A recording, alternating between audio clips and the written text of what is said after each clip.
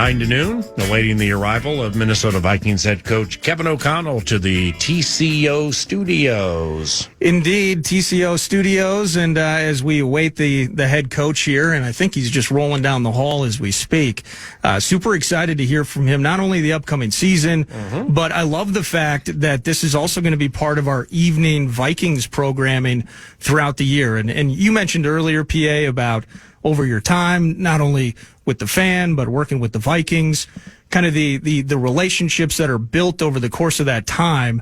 And this won't be quite like third quarter at Philly, Lincoln Financial, and, open mic on the sidelines, albeit in a preseason game, but getting that unprecedented access.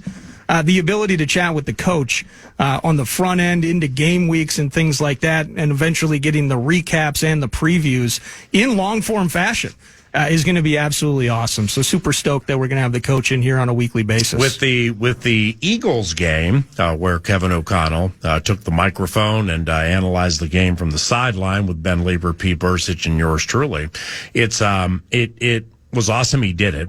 But it's just in all the plays and or games, that I've called or watched or whatever, I've just never heard a coach be like, all right, PA, we're going to run a screen here.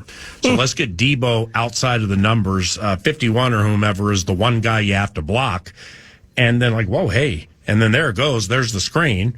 And 79 or whomever holds the guy, and O'Connell's like, well, that block was probably a little too good. I think he held him, but no flag on the play for whatever the reason. The whole dynamic of that, just like going through a play, and we said at 9 to noon before, that it's just amazing all the things that have to take place to get like an 8-yard gain. I mean, an 8-yard gain is above average on gains.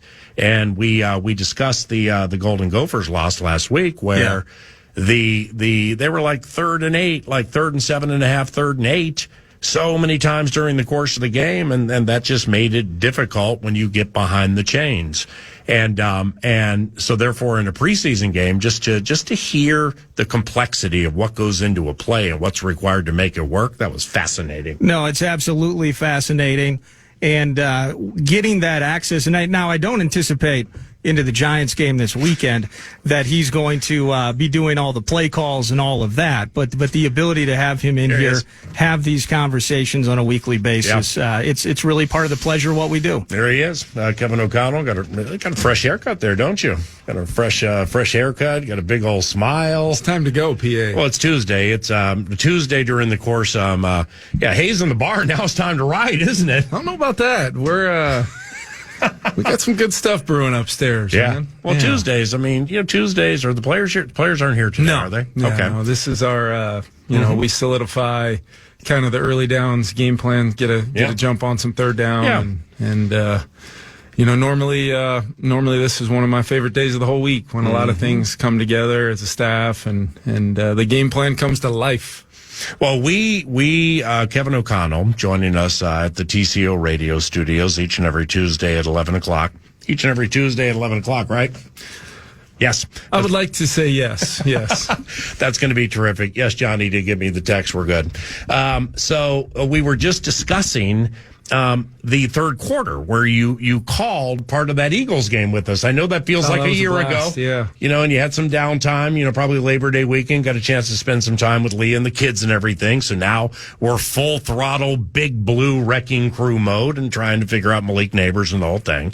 But just smell the roses for 1 second before this whole thing begins. That was so much fun. Did you enjoy it? I did. Going into it, a lot of people were saying, you probably got to take your headset off and make sure you're all in on the guys, which I was. But I had a blast listening to, Wes and the defensive coaches, Matt Daniels in my left ear and you and Pete and Ben in my right ear, everybody talking at the same time.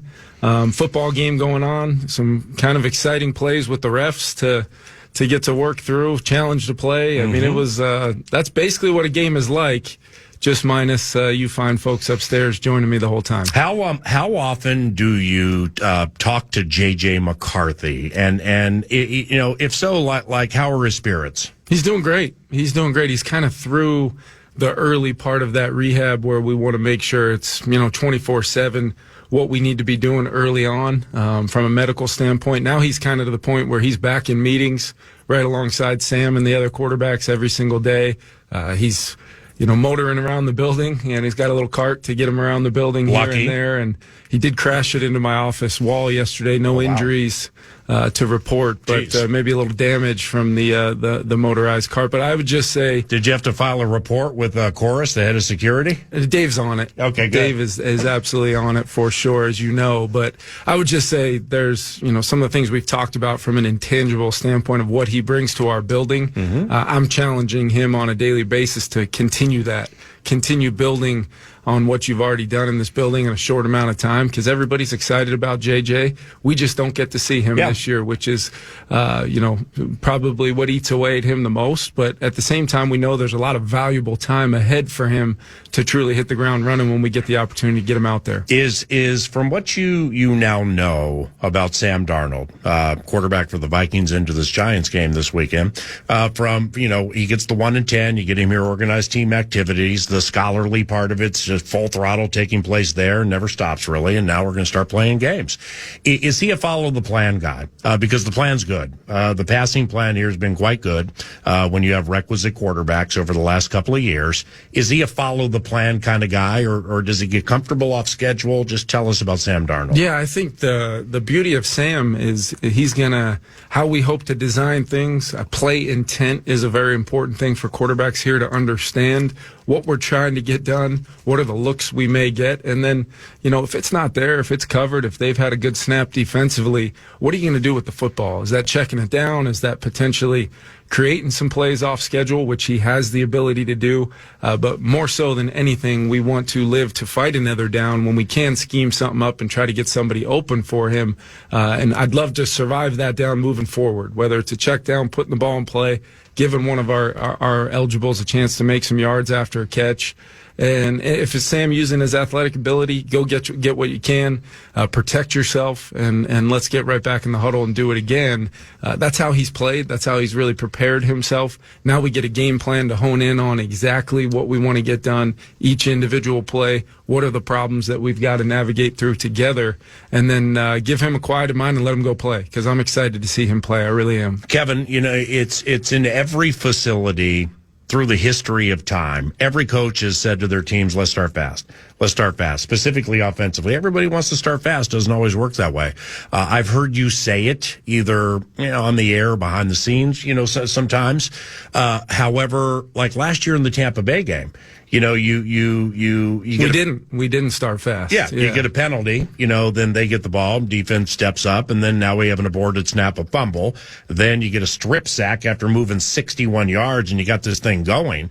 So, but that wasn't an outlier because it was a common thread during the season. So how have you handled that from last year, the inordinate amount of fumbles and the way they started certain games early in the year, transitioning to 2024? Yeah, I think everything we do, everything we say, everything we emphasize matters. And when I think back on my role in making sure our team was ready to go, no matter what I felt like going into that game, and I felt very positive about where we were at as a team, a lot of reasons to be excited about what we had offensively. Coach Flo obviously coming in defensively, but we didn't start out very fast. There was some execution errors. There were some mental errors that I don't know whether our players were, maybe too hyped up. Maybe they needed to get a little work in the preseason, as limited as what that would have been, to ultimately hit the ground running and play fast. And I think it's about the plan we put together, but bigger picture, PA, it's about what we've been doing, not only ever since, but throughout the end of last year. We really had, I think we had 11 fumbles in the first 5, 6, 7 games, and then we only had one fumble after that, and we were able to really kind of emphasize it. And when I say fumble, I mean ball carry. We had some strip sacks and things like that. But we've got to truly be all about the football. It's got to matter. We've got to take it away on defense when we can. We got to catch it when they throw it to us. We got to strip the ball from ball carriers and take it away however we can to generate some positive numbers in the defensive takeaway category. And I have a ton of confidence in the group we'll put out there to do that. And then offensively, it's, are you doing the little things, or is it the illusion of ball security? Yeah. I want to see every single guy that catches a football or carries a football on a running play to show and demonstrate the principles and the techniques that we coach. What's the illusion of ball security? I've never heard you say that. Yeah, it looks like a guy might have the ball tucked, but does he have that offhand cover in traffic? Does he have the wrist above the elbow against the rib cage? Things that you can confirm visually that real ball security exists, and what we've done basically every waking moment we've had on the field and off, for that matter, is coach it and demand it. And we got to have guys that go in the game that show those things, because we've learned no matter what you scheme up, no matter how many yards you throw for, no matter what you do from a chalkboard standpoint, if you don't do the simple things that just make good football teams good, holding on to the football, limit your penalties, converting third downs, protecting the quarterback, the little things that end up being huge things when you're at a podium after a game, talking about why you weren't successful. And I can't tell you, the amount of hours I've stayed up at night thinking about how to prepare this team for this year. And I feel really good about my coaching staff and what we've done. Now we get to go, forget all the good feelings, forget all the good vibes. We get to go line it up and play against somebody else, and we're going to do it on the road, in a really challenging place. And I'm excited to see our team go to the Meadowlands and go compete. Kevin O'Connell, head coach of the Minnesota Vikings, 9 to noon. It's 11:13. Vikings and Giants, noon, KFAN this weekend. Pregame at 10. Can't wait. MetLife Stadium with Blake Brandel as your at left guard. What do you like? I mean, I could frame it up like this. What are you looking on which to improve from last year, or what are you looking to get out of Blake so he identifies himself? Well, first and foremost, he's done that. I mean, he's had maybe as consistent of a training camp that really anybody on our football team has had, just by doing the things that he's coached and taking. He's very smart, isn't he? Great technique, fundamentals. He's a big guy in there, having a big body in there at the guard spot. That only helps Garrett at the center spot. Obviously, with CD next to him, that's a pretty formidable combination in the run game to really kind of build around, getting downhill behind those guys.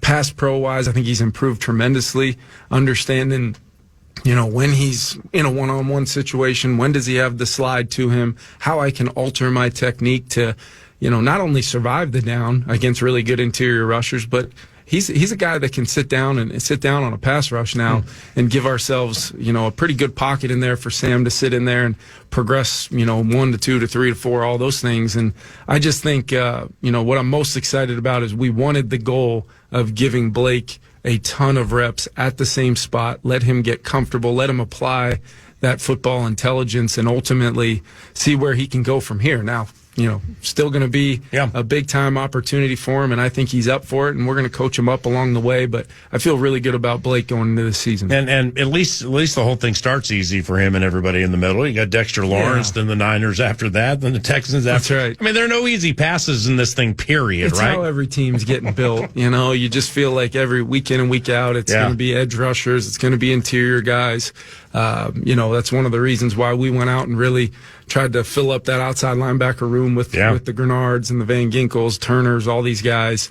And it's just, it is the facts of life in the NFL that if defensively, if they can defend you with a 4-man rush and play all the coverages that people want to play to JJ and Addison, it's going to be tough sledding at times. So we've got to have the ability to give our quarterback a pocket, attack coverage. But I think running the football, I know it's been talked at great length about our run game and what we want to accomplish. What we want to accomplish is be a physical team that can, get downhill and lean on people a little bit, to where then you can't just think about how do we defend 18, how do we defend 3.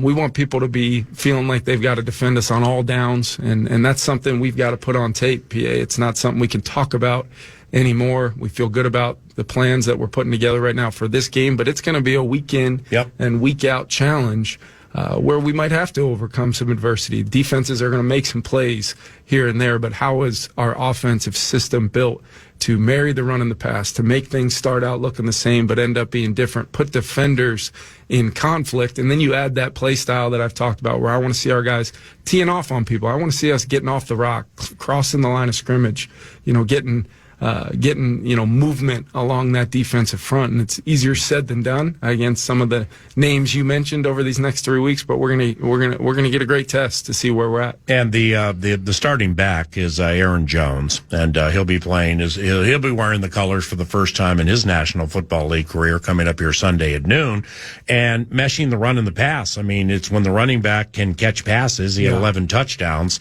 I believe, in 21 and 22. Receiving, then I think he missed 6-7 games last year. With Aaron, it's what do you like about his overall game? Yeah, I just think he's, he can run from the home position in the dot. He can run from the gun. He can, work the wide zone game. He can run in between the tackles. He can do everything we need to do to marry up with what we're hoping to get done from our scheme. And then you're right. I mean, he's a weapon with the ball in his hands in space. And how do we find ways to get him the ball in space? How does he play off of understanding that there's a lot of coverage responsibility to defend Justin and Jordan and eventually TJ when he makes it back?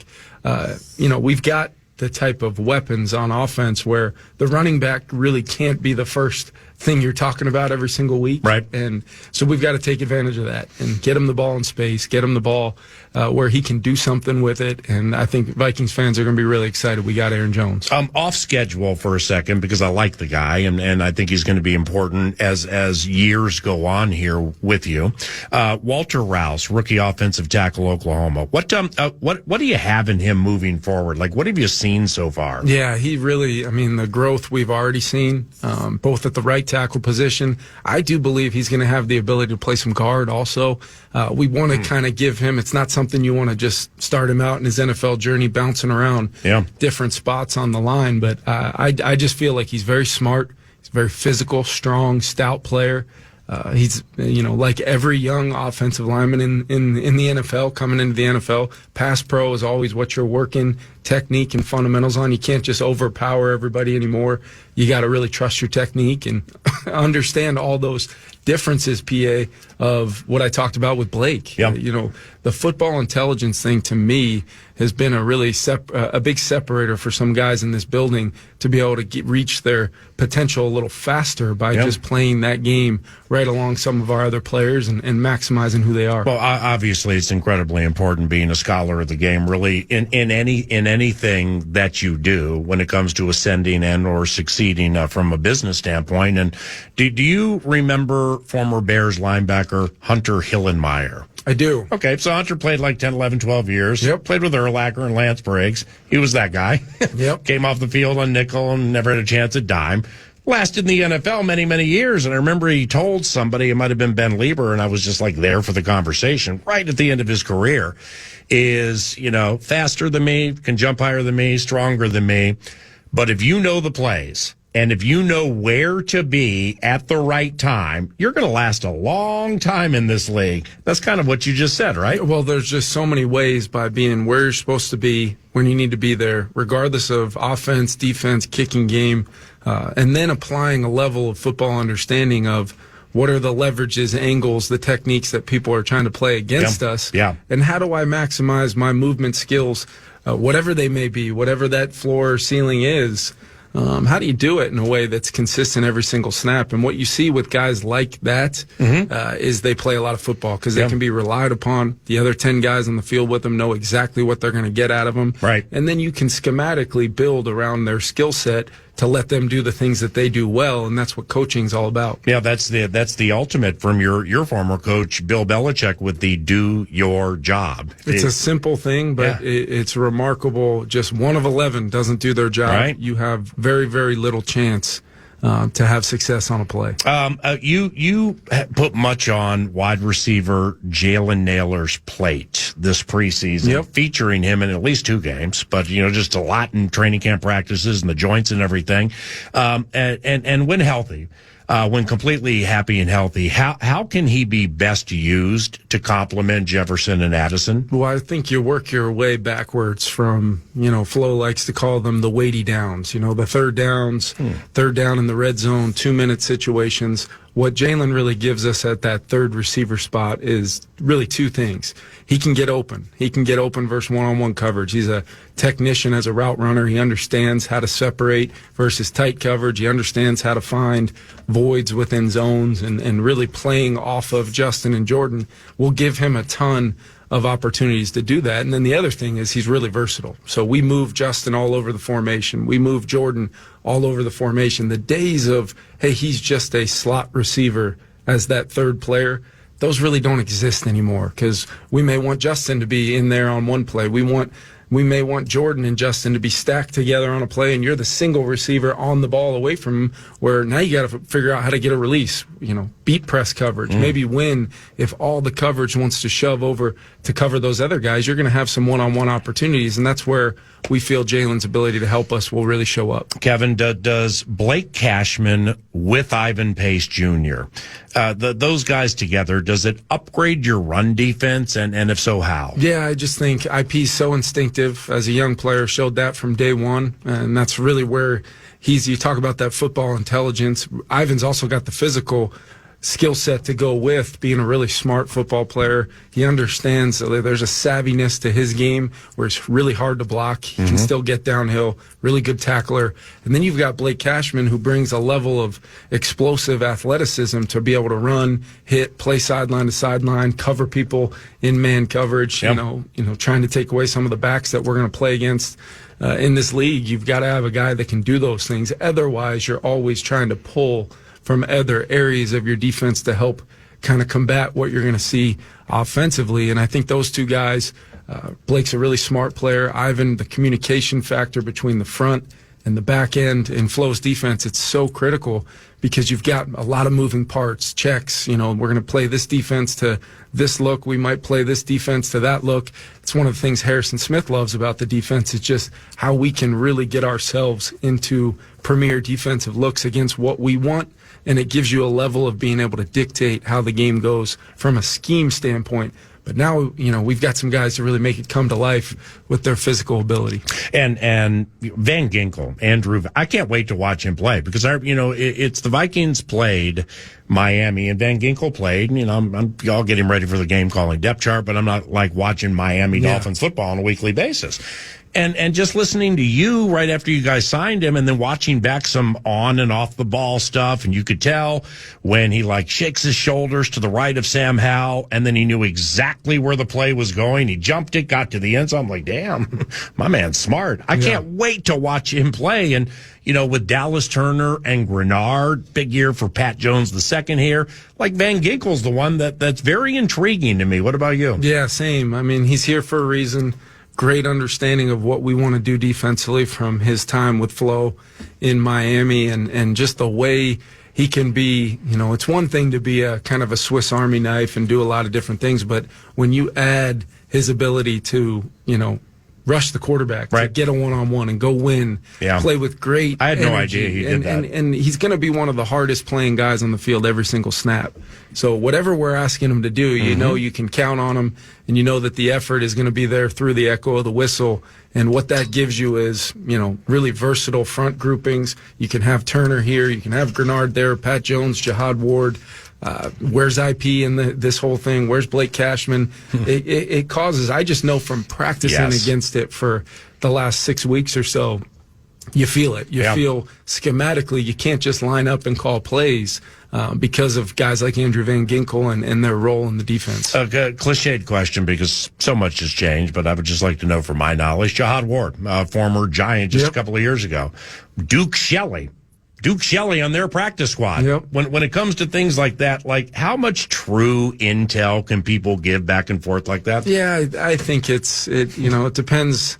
It depends the position. It depends what they've been asked to learn from a standpoint of the systems. I mean, Duke's, I share the opinion of many about Duke Shelley. I love the player, love the person. He just happened to be, in a position room here where we added, Shaq Griffin, we added Stephon Gilmore, Murph, we have the emergence of a guy like Dwight McLaughlin and obviously a Caleb and bringing in Fabian Moreau. So there's 6 right there. And, I say it's the least favorite part of my job is, moving on from players just out of a numbers game. And Duke's going to help them. Duke's probably going to be on the field for them. I could see him having a real role inside for them. And we've got to be ready because he's made a ton of plays out here on our practice field. So we have a ton of respect for the player, and we're probably going to have to be holding Jihad Ward back a little bit. Yeah, he's been a phenomenal addition to our team. Just his energy, his spirit, what he brings to that outside linebacker room. He's one of he's one of my favorite guys to just catch in the halls around this building and have a conversation with. I think he's pretty darn excited to go back to the Meadowlands. So if he's on your side, right? That's exactly right. He's a tough. You could just. I've talked to him like 5 words. You can tell he's a tough guy. Yeah, he is. He loves soft-spoken. There was a situation where we were thinking about maybe holding him out of that last preseason game. Oh, in his hometown. I went up. And I said, what are you thinking, Hottie, for this game? And he said, Coach, I'd play in the parking lot if you'd let me. So if you try to hold me out, I'm going to end up forming my own game outside and trying to get some ball in. He was so excited. And he couldn't, and just through warm-ups and just the juice he brings, that's a real thing. It's a real thing over the course of 17 games to have a guy like that. All right, KO, last one. You mentioned the corners, and with Stephon Gilmore, Shaq Griffin, Fabian Moreau, and Byron Murphy Jr., like into the first game last year with a Caleb Evans, Byron Murphy Jr., let's put Mackay in there as the third. Before the whole Metellus and Bynum and everything, the hybrid roles really developed. That was 61 games of NFL experience. The Vikings come into it with those 4 I just mentioned with 441 games of NFL experience. Holy cow! And they're going to be opposite Malik Neighbors. From what you saw at LSU or what we think we know now until they play games. Does he have some superstar to him? Oh, he's going to be a really good player, and we're expecting him to be a very good player on Sunday. You've got to treat him really what he is, which is a bona fide number 1 guy that they're going to scheme plays for. They're going to try to give him a lot of different route concepts to try to win at the different levels of our defense, and he just understanding what he was coming out of LSU and what he was for Jaden Daniels in that offense. One-on-one situations, the expectation was that he would go win, and he would win pretty consistently. So we're going to have a plan for him.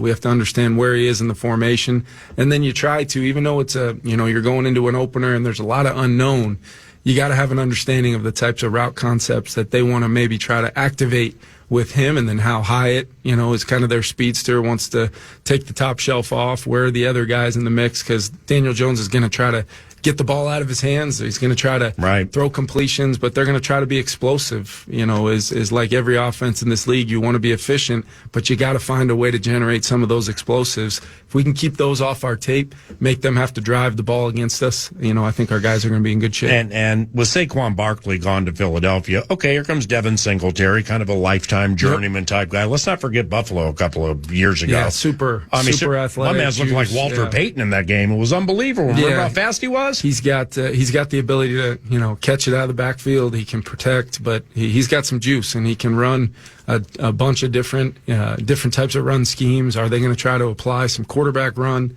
like they have in the past, when we've played those guys? So it's going to be a challenge. And Dabes and Mike Kafka are 2 guys that I know really well, really good offensive coaches, and they're going to have a great plan. We've got to just consistently, I'm going to circle back to it, we got to have 11 guys out there doing your job every single snap.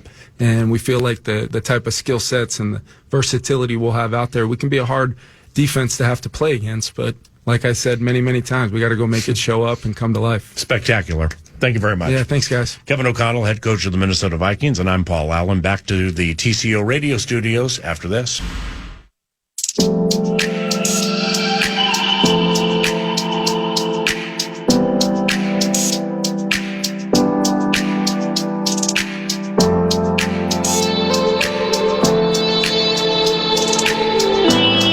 Here comes Dan, the man on the fan. We thank Kevin O'Connell for joining us for 30 consecutive minutes chatting Minnesota Vikings football. We expect that each and every Tuesday from Twin Cities Orthopedics Performance Center. The The Detroit Lions, I believe, practice in a place called Allen Park, Michigan. Then, of course, they play in the Motor City Davy at Ford Field, one of my favorite stadiums in the league. And their play-by-play voice is Dan the Man on the Fan, Dan Miller, into his 20th season calling Detroit Lions games, and he joins us now. I mean, Dan, it's like 1 is cool, 8 is cool, 13 is cool, 17 calling the Motor City Kitties, that's cool. People like commemorate 1s and 10s and 20s and 25s and stuff like that. So I've known you're one of the very best in the NFL, not only play-by-play guys, but people that I've met in my run. Congratulations on heading into 20 calling Detroit Lions games.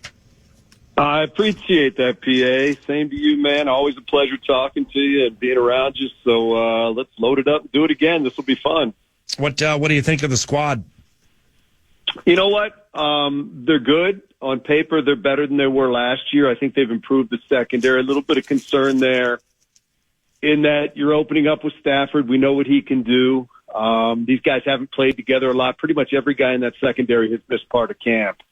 Kind of checkerboarded throughout the 6 weeks. So there's going to be, I think, probably some communication issues out there at the beginning. I think they'll get better as they go. I'm still watching that pass rush. I've probably talked to you for 3 years now, and you've asked me what they need to improve on, and it's that pass rush. And we're going to have to see whether or not this year they can do that, because for too long, too many quarterbacks have been comfortable against the Lions. They've been able to overcome it, but it's a tough way to live. So those are kind of the things that I'm watching. Offense looks a lot like it did last year, and if they hold up and they're healthy, they should be, an offense that can put a lot of points up on the board as they did a year ago. Well, the layman may think about it like this. Well, Dan the Man on the Fan, with this rock star team that might go to the Super Bowl, how can you be worried about the pass rush? You have Aiden Hutchinson. You do, but I think we've had that. Look, if you look, PA, at the last quarter of last season, we played you guys twice in that time. Consistently, receivers were putting up 150, 180, 200 against the Lions. And it's a tough way to live like that. And a lot of that was because they just couldn't consistently make guys get the ball out of there before they wanted to, and quarterbacks had too much time. Look, Aiden's a hell of a player. But if he's the one guy that's giving you a good, solid pass rush, and in fairness, Aleem McNeil did as well last year, but he got hurt towards the end of the year, it becomes easier to game plan for that. So they have been searching for somebody that come in and help them out, whether it's Houston, whether it's Davenport, whether it is, Levi Onwuzurike, who has had a rebirth during camp, and we're all anxious to see if it, carries over into the regular season, whether it's Josh Paschal, a former second-round pick. Whoever it might be, there just has to be more guys up front that can help them do that, so they don't consistently have to blitz, and they can, just play base defense and, drop 7 and rush 4 and hopefully get some pressure on the passer. But this is a good team. If you're asking me to pick out where I think there might be an issue, that's the place that has been kind of the Achilles heel now for a little while. Well, the Dan Miller, play-by-play voice for the team to beat in the NFC North, the Detroit Lions, 9 to noon. And, it's more about it than me/us, but off that pass rush piece, or just overall the defensive line, it's Aleem McNeil and DJ Reader. I mean, that absolutely is kind of a hidden team strength. Let's start and stop with Amon-Ra St. Brown and go to the nice Iowa tight end who was historically good. The 1-2 running back bits, really good. The quarterbacks, really good. And so on, and Aiden Hutchinson. But Aleem McNeil and DJ Reader, if that works, look out. Yeah, we haven't seen Reader yet, and I don't know that we'll see him this week. I think they're aiming for week 2 to get him back. Now, if he gets out there at practice this week and looks great and they feel comfortable that he can take a couple snaps, maybe we see him. But just to close the thought on why I have concerns there, PA, we were number 2 in the NFL against the run last year. We were elite against the run. We were 27th in total defense. That kind of gives you an idea of where they were running into trouble against the pass. But again, there's no hiding from the fact this is a really good team that's really talented with a lot of young and developing guys that are getting better year by year. the thing is now, look, everybody's 0-0. You got to go out there and do it. And this is kind of a different position for the Lions than we've seen in the past, where you're trying to build on success versus, just trying to become relevant or convince people that you're good. Everybody knows you're coming now, as they did last year. So it's about going out there and doing it. And believe me, this is a Rams team coming in on week 1 that's going to be hacked off based on what happened in the playoffs last year. Stafford remembers running into that stadium that he lived in for so long and getting booed. This is going to be a heck of a game right off the bat. Any desire to call a game in Brazil, like Green Bay and Philadelphia Friday night in Brazil? Say the season opener for the Lions had been that game. What would you think about it? I got to be honest with you. Maybe it's not a popular opinion, and maybe the league doesn't want me to say it. I'm not huge on these games where you're leaving the country. I love the rhythm of our NFL season. I love the fact that we play every week, and if you go on the road, you go on the road, and you jump back on a plane, and you come back home. I'm not a big fan of these games. We've done, London twice. We haven't been since 2016. We thought we were going this year. We'll definitely go somewhere next year. But I'm just not a fan of it. Look, if the fans love it, great. You're asking me personally, I would rather just stick around here and play and stick to my usual rhythm week to week. And no, I would not like to open in Brazil. Yeah, think about it. Pistons training camp is right around the corner. You don't want something to overlap with the next newest step taken by Cade Cunningham, right? No, we got some work to do on the basketball front, but it's I'm a creature of habit, and I love what we do, and in particular when you're in a Sunday to Sunday rhythm in our business, PA, from pretty much August through December and January, I can tell you what I'm doing every Monday, every Tuesday, every Wednesday, every Thursday, every Friday, and then traveling or stay home on Saturday, whatever it may be, and then game on Sunday. And I love that. It keeps everything in a nice, tight little compartment for me. I'm not going to complain if I got to go somewhere and do it, whatever, then we do it. But if you're asking me preference, keep me right here. How's Jahmyr Gibbs? And he, obviously expect big things this year off last year, but how's he doing right now? Missed some time. I think he's ready to go, though. I think he'll be good to go on Sunday night. Good. Just had a bit of a soft tissue thing in the leg. I think he'll be fine.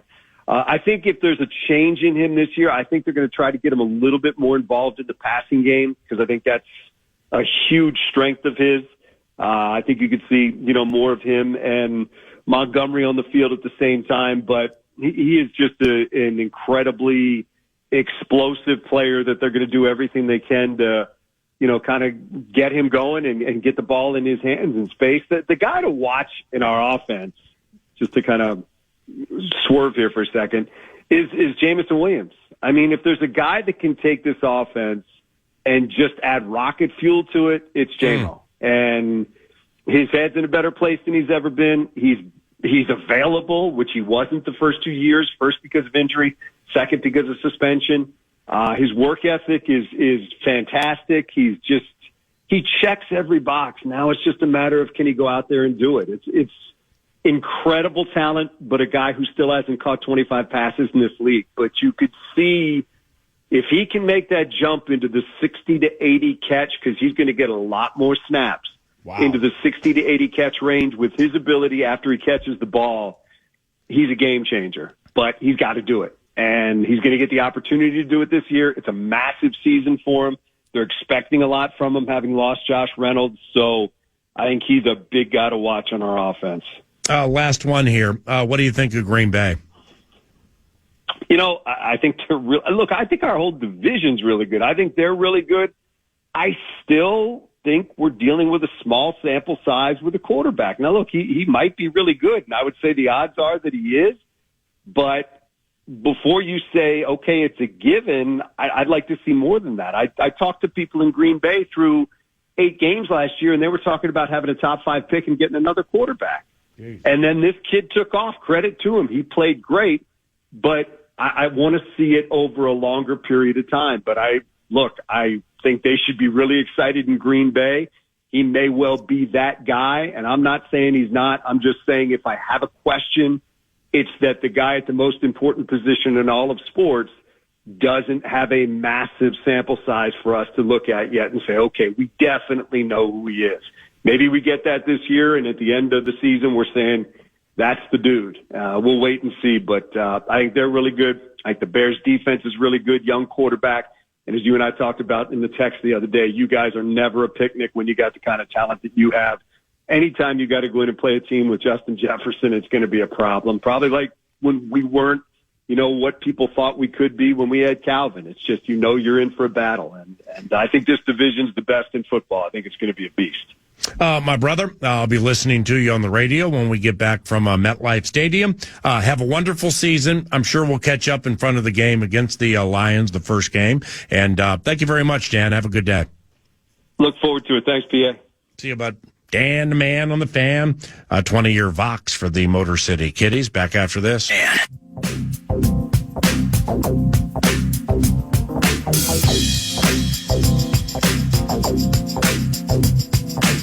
Hey, Maxwell. Hey, what up, PA? How excited are you for Vikings football coming up this weekend? Oh, man, I cannot freaking wait. It's the best time of the year. Vikings football is back. The boom is back. Everybody will be back at the station. I'm going to be doing some Vikings overtime bits a little bit here and there throughout the season as well, so I'll get to talk some Vikings football. And thank you very much for guiding the great ship Love Covenant today from the 651 Carpets Plus studios. That's Max Fuller, working back at FM 100.3 KFAN. Nordo on site with yours truly. And we thank John Ekstrom, Jeff Anderson, and members of Minnesota Vikings Public Relations, Media Relations for concocting the idea to have Kevin O'Connell join 9 to noon at 11 o'clock each and every Tuesday, which I believe will take place every Tuesday.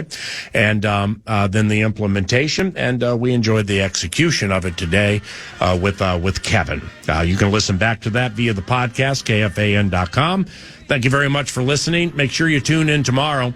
Mike Florio from Kansas City.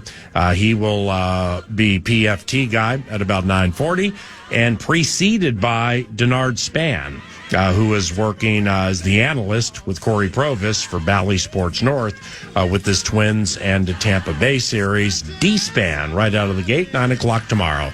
I'm Paul Allen. Thank you for listening to the 9 to noon experience from Twin Cities Orthopedics Performance Center on FM 100.3 KFAN. Bye-bye.